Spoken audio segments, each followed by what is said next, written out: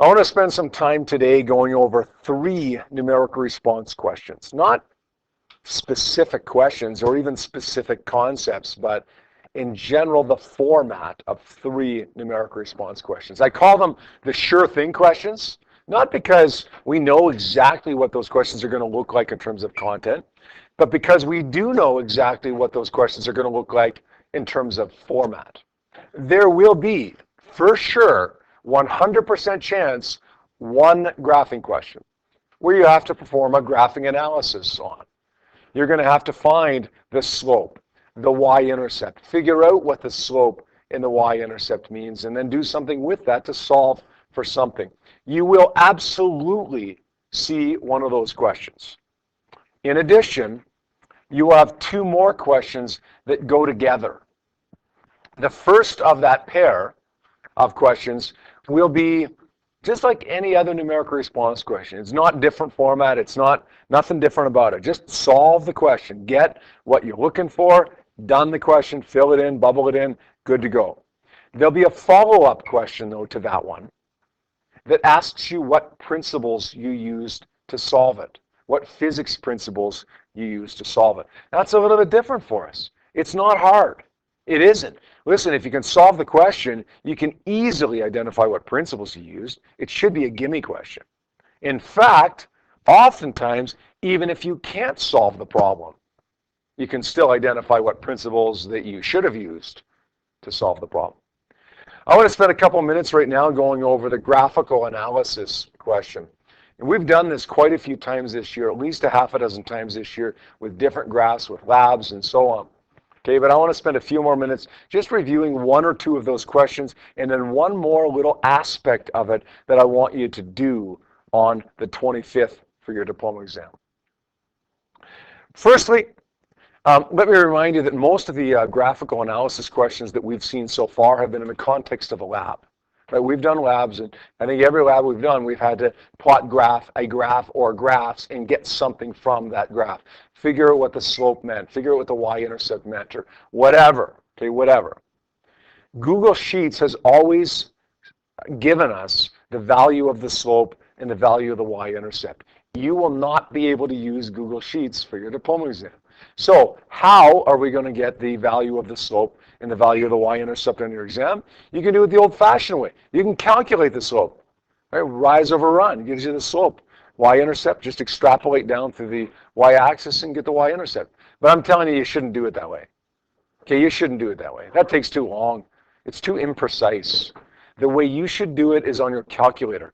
I've got instructions listed here for finding the slope and the y-intercept of a graph on your calculator. You don't even need to plot the graph on your calculator to get the value of the slope of the y-intercept. You just need to go through these steps. We're going to do that in just a second. We're going to go through those steps.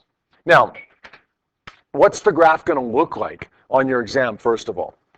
It's going to look like one of 2 things. It's going to be a graph that is a straight line, and it doesn't have any data points labeled, just the line. Okay? Or it could be a graph that looks like this, where you've got some data points like this. Maybe there's a line of best fit plotted. Maybe there isn't a line of best fit plotted. Doesn't really matter. You could plot a line of best fit. Now, if you see the first one, and the one that's just a straight line without any data points, then what you need to do is actually pick some data points. Pick data points right on the line. Okay, not random things, just pick points right on the line. It doesn't matter how many. Theoretically, you should be able to pick just the first and the last one. Should be good, as long as it's a perfect straight line. Pick some data points on the line. If it's one of these ones that has a line of best fit with points that are scattered a little bit, pick all of your data points. Use them all. Don't take them off the line in this case. Don't take the first one and the last one. Don't take some random ones. Take them all. Got it? So just a straight line, pick however many you want off of the line. If it's a line of best fit, take all the data points that you have. And then you're going to go through this process to actually determine what the y-intercept and the slope is.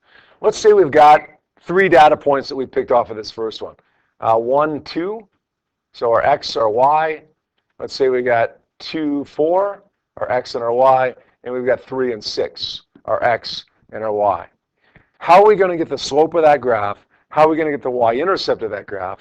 Actually, even better. Let's go 1, 3. Let's go 2, 5. And let's go 3, 7. How are we going to get the slope and the y-intercept of that graph on our calculator? Let's open up the calculator here right now. And let's everybody follow this procedure along with me with your calculators. Okay, everybody's got to do this. You learn by watching. You learn better by doing.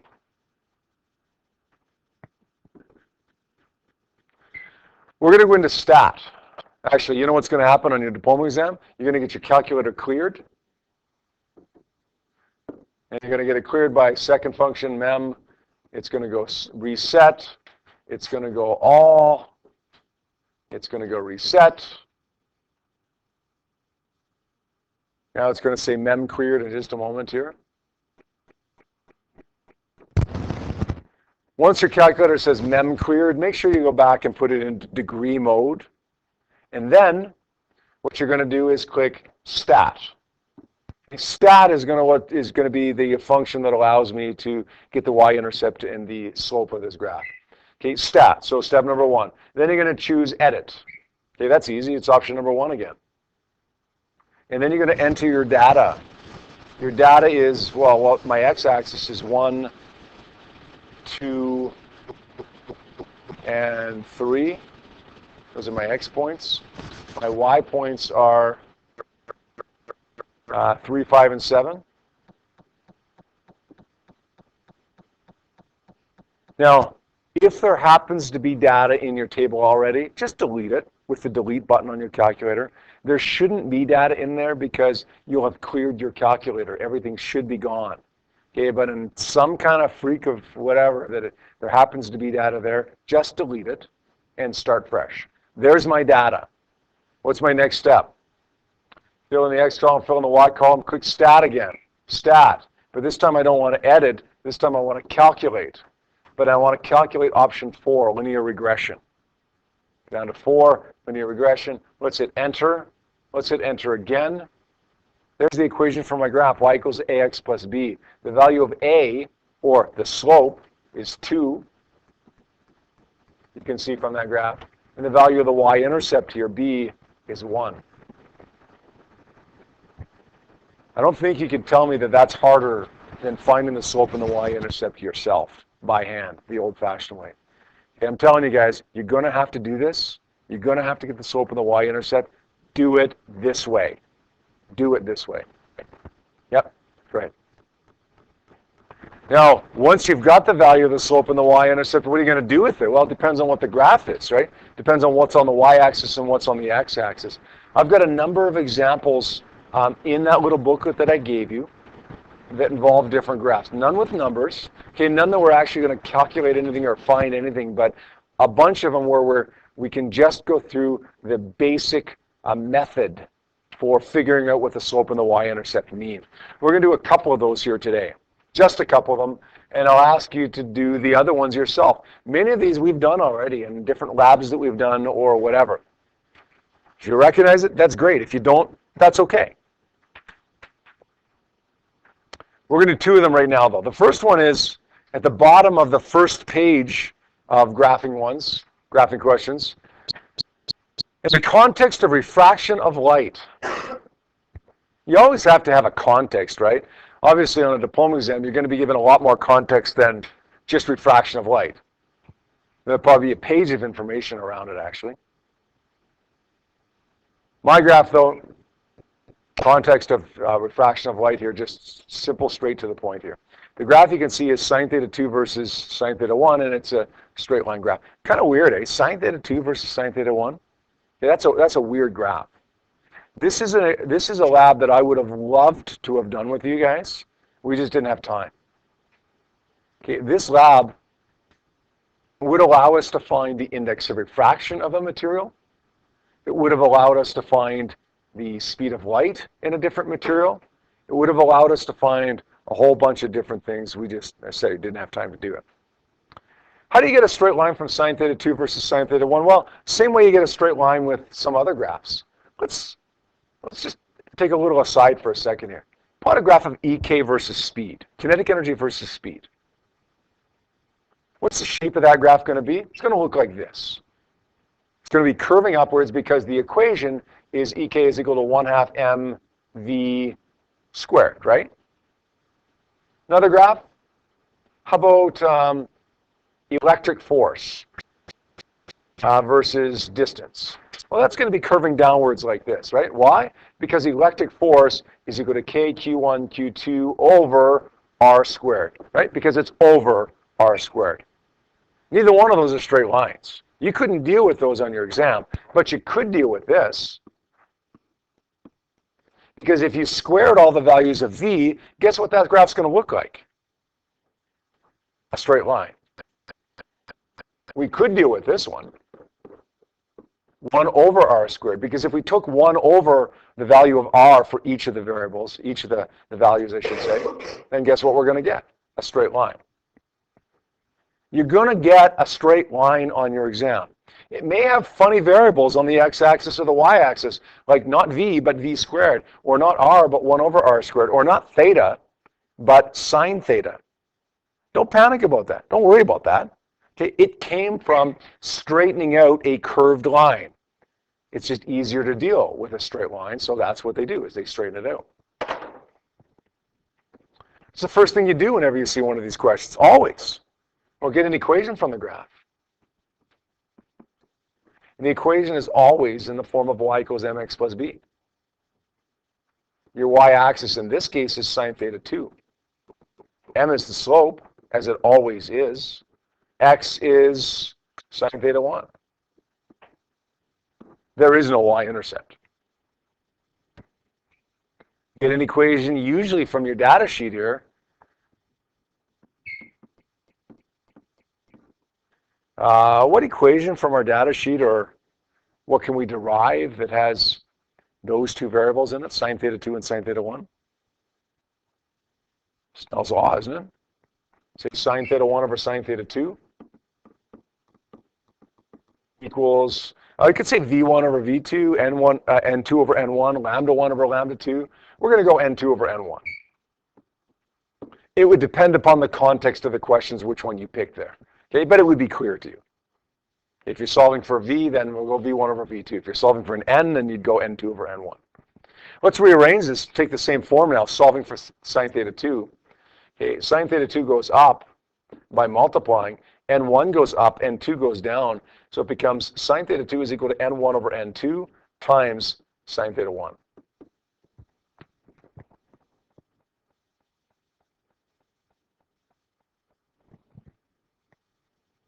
Right, that's what we always do, right? We rearrange that equation to solve for the same variable as the equation from the graph solved for.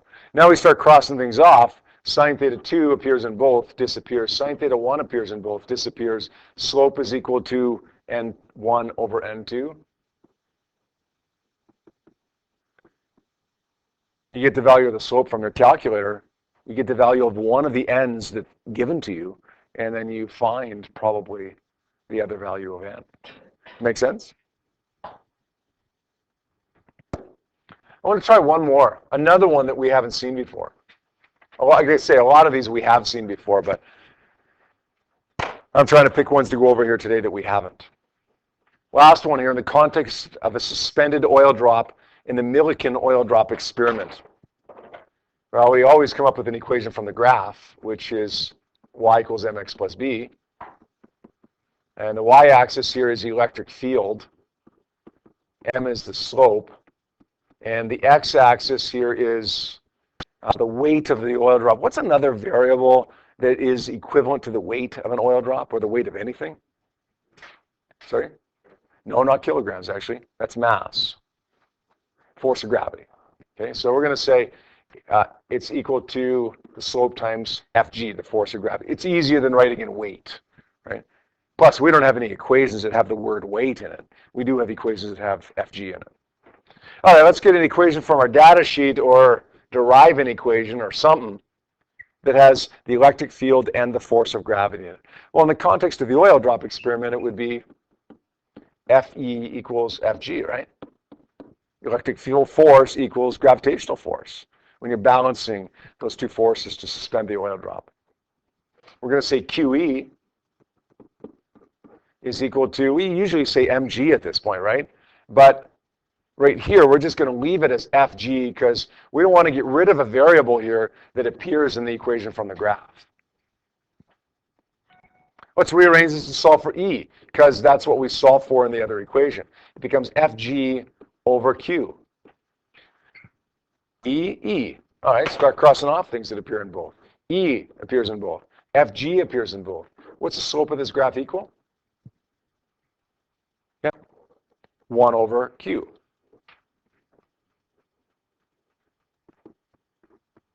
So you could, given data points here,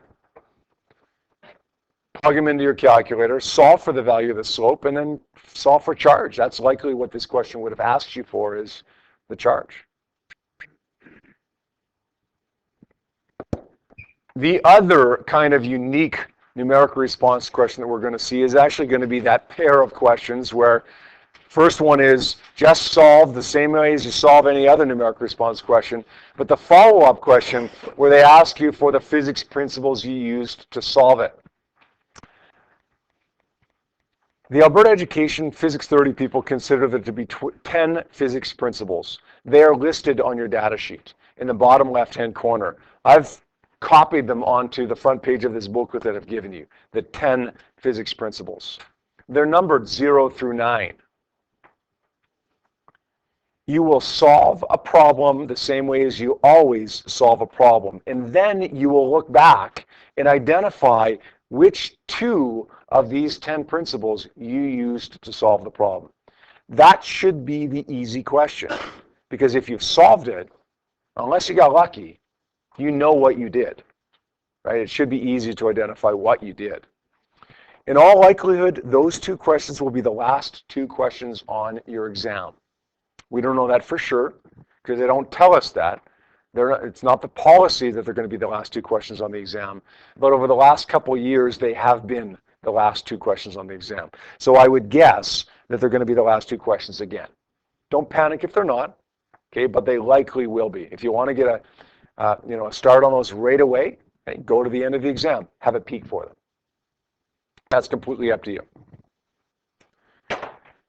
The principles won't be listed beside the question. The principles will be listed on your data sheet. Know where to find them. Bottom left-hand corner of your data sheet. You guys should know all these principles already, but let's take just a couple of minutes and go through each of these 10 principles to basically identify what you're kind of looking for when you've used one of these principles. Uniform motion is the first one. Uniform motion means constant velocity. Or constant speed, could be. Basically, if you've used the equation V equals D over T, you've used uniform motion. Any question you do that's in this context of this physics principle problem, where you use V equals D over T, then automatically write down principle 0. Okay, you're correct. Accelerated motion? If a problem involves acceleration, it involves acceleration. Basically, if you're using any of the acceleration equations, A is equal to delta V over delta T, and VF squared is equal to VI squared plus 2ED, any of those, but especially this one. F is equal to M times A. Bottom line is, anytime something speeds up or slows down, that can be one of your principles.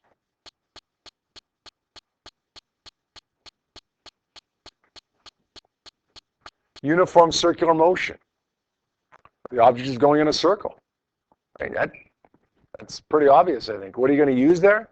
Probably going to be FC is equal to mv squared over r.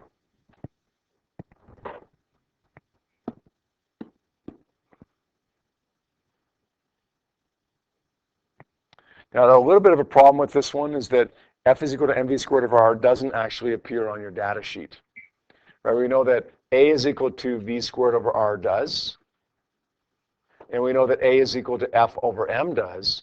If we put those two together, then we get F is equal to mv squared over r. Don't get that mixed up with kinetic energy. People do, believe it or not. People will say F is equal to 1/2 mv squared over r. Okay? Centripetal force is mv squared over r. If you use that, then you've used principle 2. The work energy theorem, if somewhere in your question you've assumed that the work is equal to the change in energy of the object, you've used the work energy theorem. Conservation of momentum, I think, is pretty straightforward. If you've used PI equals PF.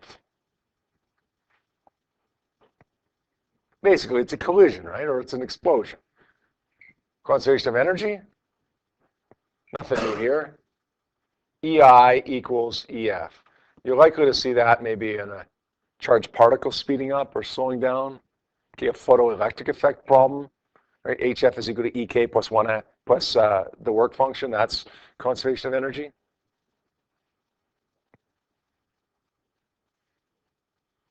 How about conservation of mass energy? I'm going to ask you this one. You tell me this one. What equation are you likely to use if you've used this principle? Conservation of mass energy. Good. E is equal to mc squared. Einstein's thing, right? Conservation of charge. This one's a little bit looser. We don't really have an equation that kind of goes with this one. Basically, when you're dealing with conservation of charge, you're dealing with one of those situations where you touch two things together, the charges balance. Maybe you rub two things together, one becomes +5, one becomes -5. Okay. But the one that I was thinking of as I was preparing this last night, the big one that I was thinking of, maybe because it's so recent, remember beta decay? A neutron changed into a proton and an electron. Neutral became positive and negative. Neutral became neutral. Okay. Otherwise, it would have violated the law of conservation of charge, right? If you ever do something like that, conservation of charge. I'm going to say beta decay here, but that's not the only situation. There's lots of situations where you could see conservation of charge. Basically, if the charge has to remain the same, that's conservation of charge. I'll just put example for that one because it's not complete by any means. Conservation of nucleons. A nucleon is a proton or a neutron. When do you want to make sure the protons and neutrons stay the same? Generally, it occurs when you have a nuclear equation and you're balancing it.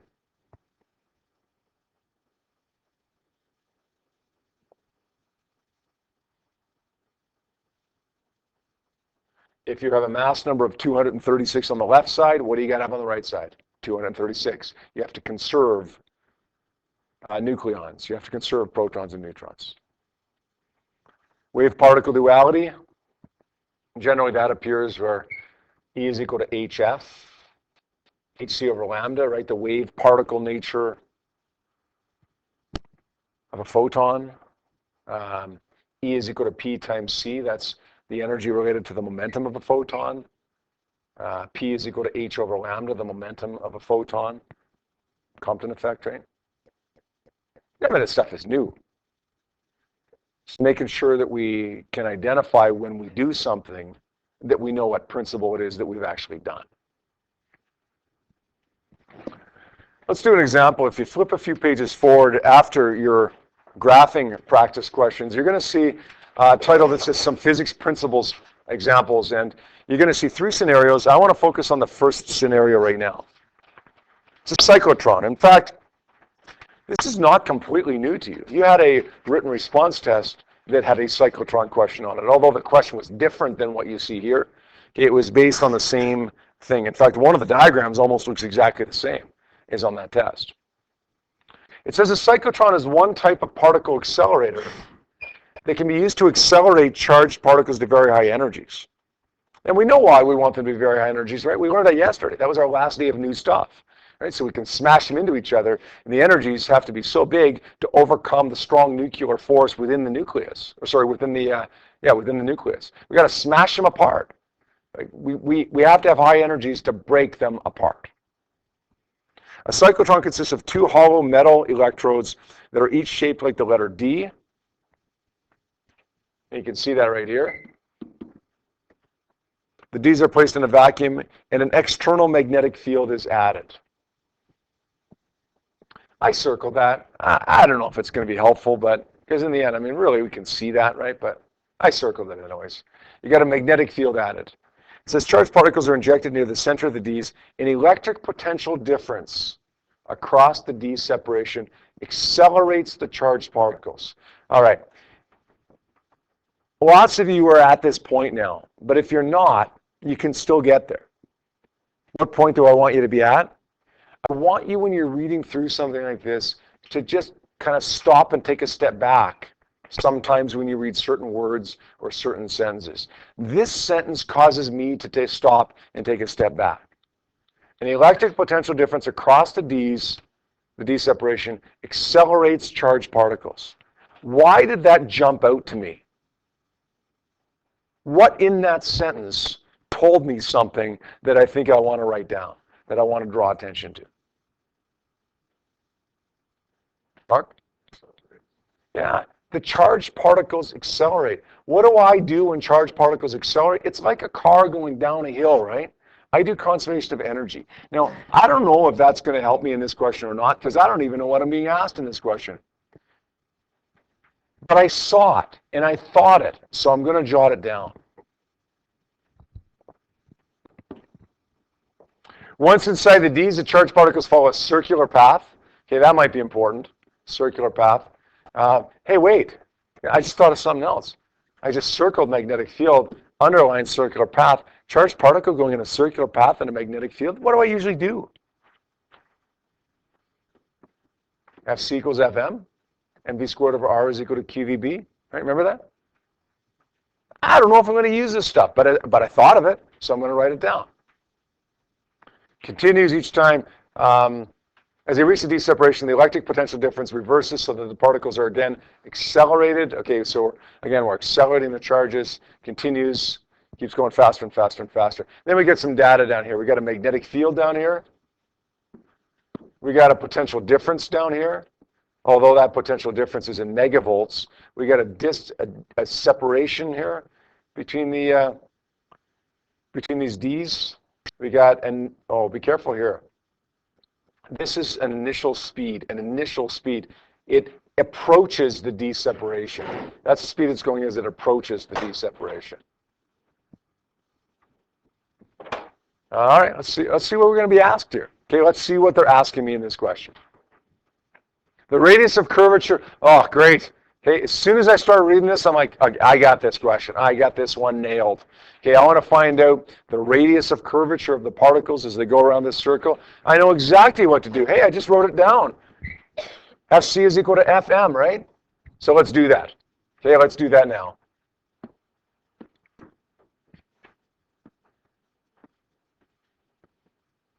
Let's say mv squared over r equals qvb. This is going to be an easy one.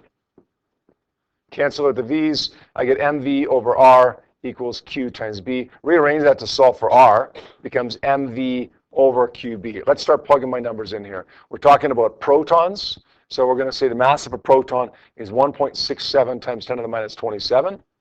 We got the speed. Oh, wait. We don't. Oh, wait. Maybe we do. Maybe we do. I just had this vague memory of knowing what the speed is here. The proton has a speed of 2.5 as it approaches the D separation. We're looking for the radius of curvature after it's crossed the D separation. Do we know the speed? It was moving this fast when it approached the D. How fast was it moving after it went across the D? I don't know. Let's plug in what else we have here. A proton has a charge of 1.6 times 10 to the minus 19, and it has a magnetic field here. We were given this as 0.863 Tesla. It's on the previous page. Okay. I'm still confident this is what I'm going to do, but somehow I got to find speed. How fast is this proton moving after it goes across the D separation? I don't know what to do. How do I solve this? Oh, wait, hey, look, I made a little note. I had a thought when I was reading the question, and I made a little note, EI equals EF. Maybe that'll get me my speed. Let's try it. Let's say EI equals EF. As it approaches the D separation, it's moving, so it's got kinetic energy. But it's also got potential because it's going to speed up. It's like the car moving at the top of the hill going down the hill. It starts off with kinetic and potential energy. And when it gets to the bottom of the hill, it's got just kinetic energy. The mass of a proton is 1.67 times 10 to the minus 27. The initial speed of the proton was given to us as 2.5 times 10 to the 6. We square that plus the charge times the initial potential, or the potential difference, was given to us as 0.2 megavolts, or 0.2 times 10 to the 6 volts.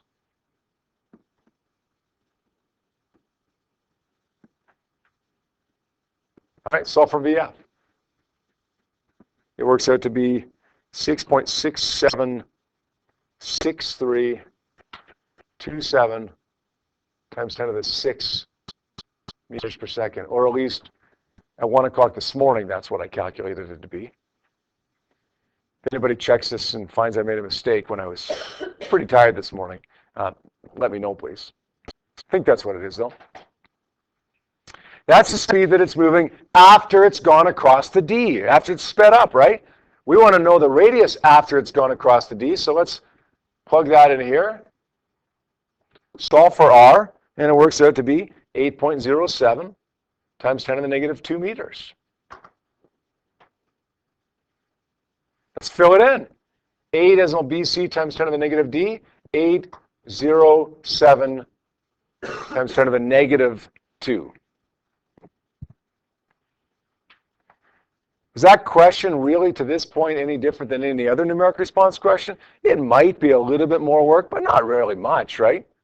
It's two things. EI equals EF, FC is equal to FM. It's not a crazy question. Okay, we can do that question. All of us can. Here's what's different about it, though. What are the two physics principles that we used? Now I want you to go back and look at what you've done and compare it against that list of 10 physics principles. Can somebody tell me one thing that I did? One of those principles. Josh? EI equals EF. Clearly, I did EI equals EF, conservation of energy, and that's principle number 5, right? What other principle did I use here? Sorry? Principle 2, which is uniform circular motion. Good. Now, how are you going to fill this in? They used to require us to fill it in a very particular order. Still says use first and use second, but they don't really pay attention to that anymore. It used to be, the answer used to have to be 5-2. If you filled in 2-5, you were wrong. It used to be 5-2. Now, how do they define what you use first? Hey, really, in the end, I did 2 first, and then I went to 5, and then I went back to 2. So what am I supposed to do? Basically, their rule was whatever one you used last, not which one you used first, whichever one got you the answer was listed second. And then the other one was listed first. So this would be 5-2. But having said that, now they would also accept 2-5 as a correct answer there as well. What else do you think I could have actually done here? What else would they have given me credit for question 14 there? Besides 5-2, 2-5. Yep. Yeah. I could have said 5-1. Even though I didn't actually do that, right? I could have gotten 5-1 because it is accelerated motion. That's just not the way that I solved it, right? I could have used an acceleration equation, though. Does that make sense? Don't say 1-2, though. Okay, you don't want to say, no, sorry. No, sorry, not 5-1. That's wrong. What would we say? 1-2, right? You don't want to say conservation of energy and accelerated motion because you're not going to use both of those. You're using one or the other, right? You're using either principle 1 or principle 5, and then you're using principle 2. Got it? Both of those would be marked correct. Sometimes, maybe you've actually used 3 principles. Pick 2 of them. Doesn't matter which 2. Okay, if you've used 3, pick 2. Okay, all of them will be keyed correct on it. Good.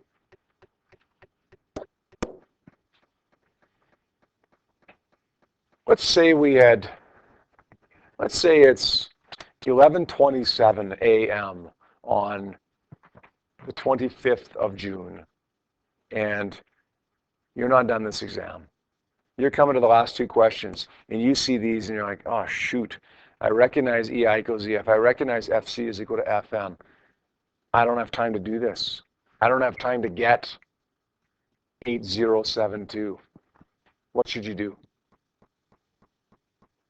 First of all, fill it in with something. I don't care if it's a numerical response. Even if you only have a 1 in 10,000 chance of filling in a numerical response correct by guessing, do it anyways, because 1 in 10,000 is better than 0 in 10,000.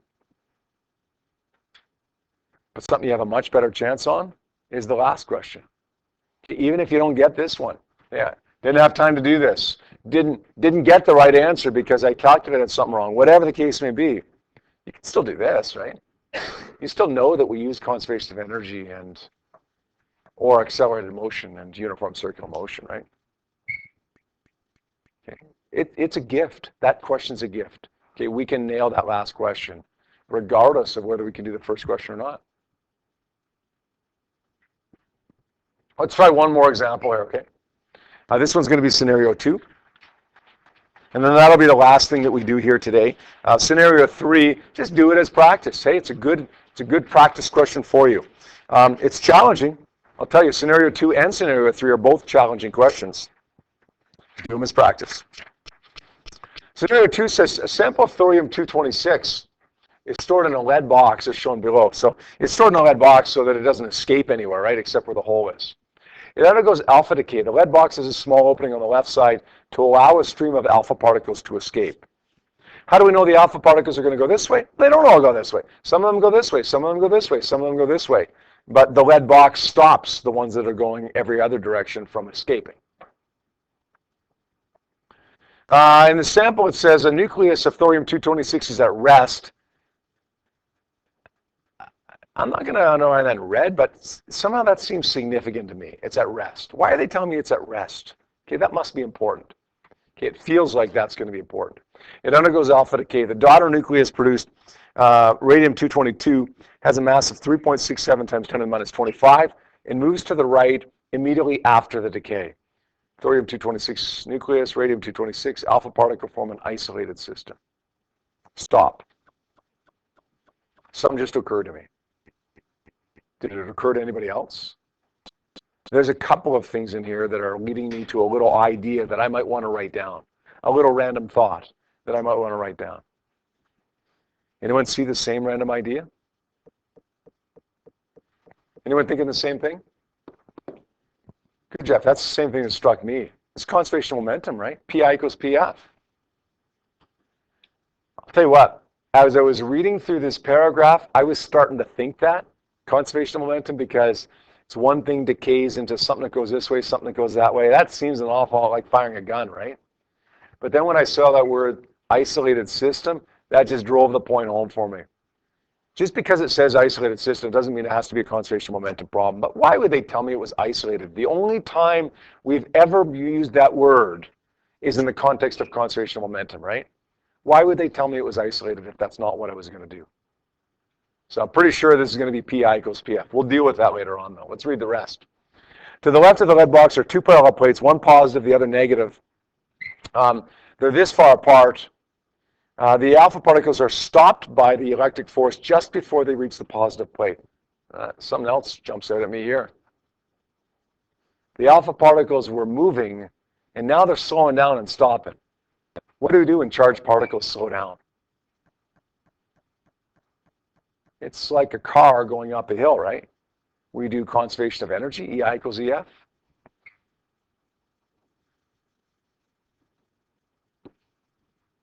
Hey, there's 2 thoughts. Guess what?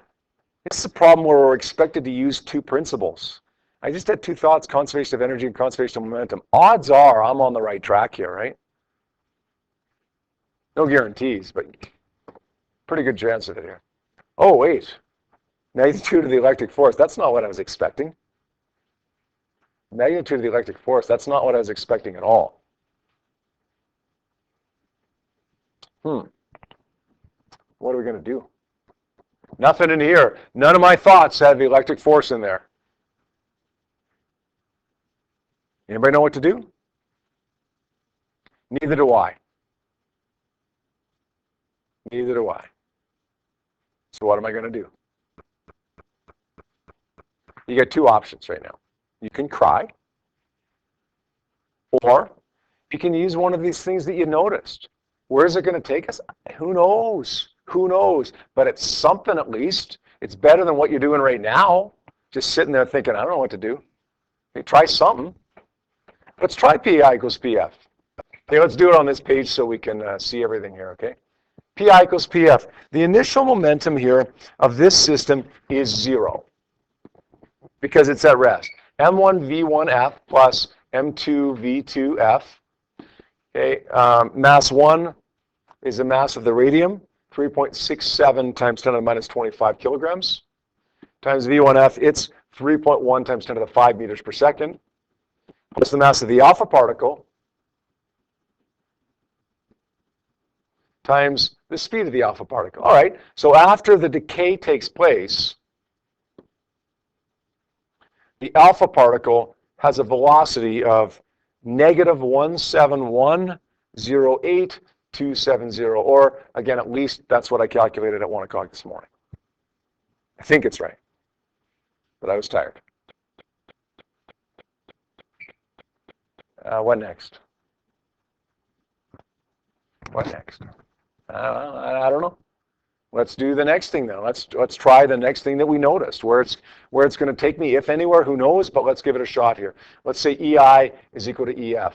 When this alpha particle enters these parallel plates, it's moving. It's got kinetic energy. When it reaches the other side, it stops. It's got potential energy. It's like a car going up the hill. Kinetic is converted to potential energy, right? All right. 1/2 of the mass of the alpha particle times the initial speed, which is the final velocity of the explosion, right?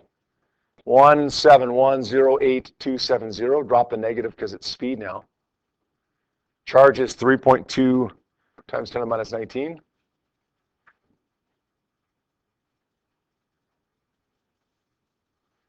Times the final potential. This is not final speed, this is final potential.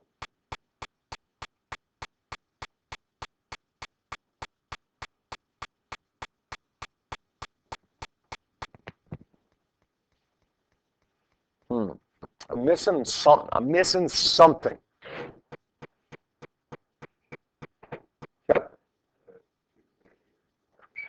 Yeah. I probably should have noticed that as I was reading through it. The distance between the plates is 2 centimeters. Why are they telling me the distance between the plates is 2 centimeters? Probably because they want me to find the electric field between the plates. It's parallel plates. They give me a distance between parallel plates. They're almost throwing it right at me that they want me to do this. E is equal to delta V over delta D. We still don't necessarily know where that's going to take us, but at least we can find the electric field. It's something. The potential difference between the plates, look, we just found it. It's 304.1262. Divided by the distance of 2 centimeters it was, wasn't it, Andy? 2, yeah. 0.02 meters. The electric field is 1.5206 times 10 to the 8 volts per meter.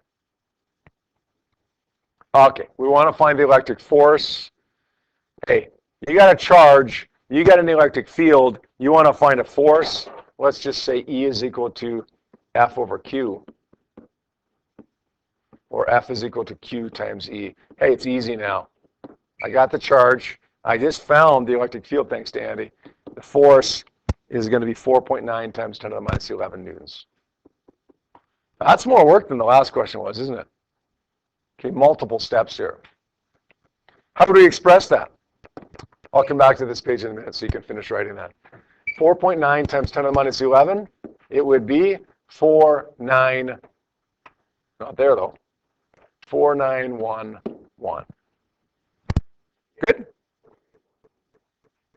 Where do you see 4811? Oh, is it? Oh, yeah, I get 4.866 actually. Okay. This didn't appear on a diploma exam. Okay, this was a question that was just a question that they threw out at us. So there could be a typo there, or it could be a rounding issue. But assuming that I've done the math right, okay, which I say it was pretty early this morning when I did it. Assuming I've done the math right, then 4911 would be marked correct for sure, unless I've made some silly mistake somewhere. Make sense? What principles did I use? What principles? Oh my goodness. Surely in heavens I can find 2 principles in there. Name one.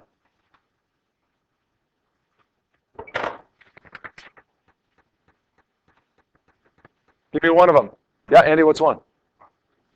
Conservation of energy. That was principle 5, right? That was over here. Okay? What else?